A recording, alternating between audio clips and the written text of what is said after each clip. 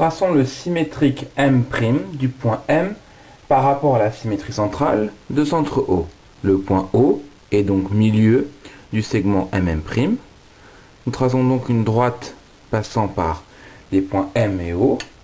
Puis, en prenant une ouverture de compas de longueur OM, nous traçons un arc de cercle de l'autre côté du point O, qui nous donne ainsi le point M', image de M par la symétrie centrale de centre O. Nous allons maintenant tracer la symétrique de la droite D par la symétrie centrale de centre O.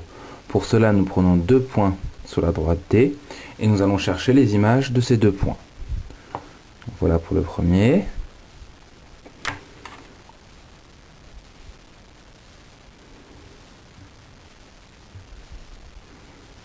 Nous tenons la première image.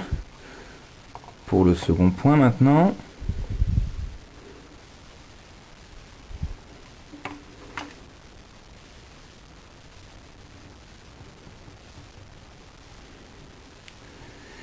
Et ces deux images nous permettent de construire le symétrique de la droite D.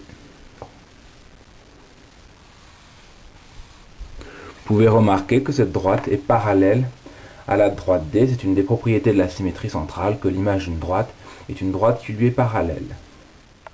Nous allons tracer maintenant l'image du quadrilatère ABCD par la symétrie centrale de centre O. Pour cela, nous allons en fait construire les quatre images des quatre points A, B, C, D. Nous commençons par le point A. Voilà.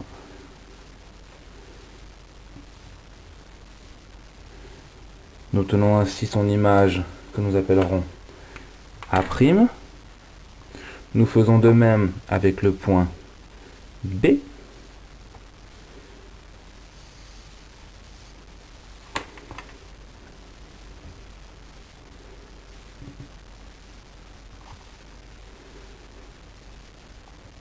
Nous obtenons le point B'. Alors nous pourrions continuer ainsi pour construire C' et D', mais nous allons faire un peu différemment. Nous savons en fait que le point D' est situé à une distance de O égale à OD, donc on trace un arc de cercle comme ceci. Mais comme la symétrie centrale conserve les longueurs, nous savons que la longueur AD sera égale à la longueur A'D'. Et nous obtenons ainsi le point D'. Nous faisons de même avec le point C. Nous savons que OC' sera égal à OC. Et d'autre part, comme la symétrie conserve les longueurs, le segment BC sera de la même longueur que le segment B'C'. Et nous obtenons ici le point C'. Il nous suffit donc maintenant de relier les points A', B', B', C', C', D', et enfin D', A'.